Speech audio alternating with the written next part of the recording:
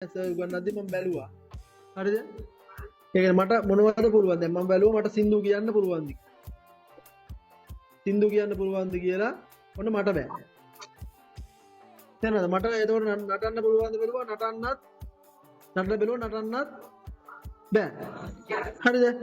එතකොට මට දැන් මේ ඒ කියන්නේ යම් කිසි මට්ටමකට යන ලොකු යාළුවෝ පිරිසක් එහෙම මිනිස්සු පිරිසකුත් නෑ එහෙම ලොකු වටිනාකමක් සමාජය තුල මට නෑ ඒක වටිනාකමත් අඩුයි. ඒක සල්ලිත් නෑ.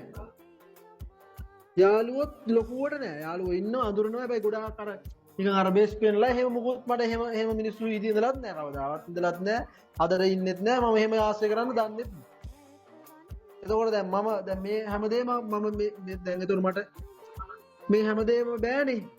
එතකොට මම සමාජයේ ෆේල්නේ. ෆේල් පැහැදිලිද? දැන් ෆේල් කියන එක මම පාස් කරගන්න මම දැන් බැලුවා මට මොකද්ද කරන්න පුළුවන් කියලා. හින්දු කියන්න බෑ නටන්න බෑ.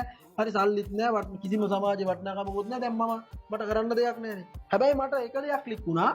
දැන් මම ලෙක්චර්ස් එමේ යද්දි මට තේරුණා දැන් අනිත් ළමයි 30ක් 35ක් විතර ලෙක්චර් එකේ සම්බන්ධ වෙන එක සම්බන්ධ වුණාම දැන් සර් දැන් අපේ ලෙක්චර් පැහැදිලි කරනවානේ දේවල්. කරුණු දේවල් පැහැදිලි කරද්දි මට එකපාරම ක්ලික් වෙනවා වැඩි. ඒ කියන්නේ එයා කරුණු කියනකොට මට ඒක වැඩි ක්ලික් වෙනවා. ඒ කියන්නේ එයා මොකද්ද මේ කියන්නේ දැන් අනිත් ළමයිට දෙතුන් පාරක් එක්ස්ප්ලেইন කරද්දි මට ක්ලික් වුණා රයිට්.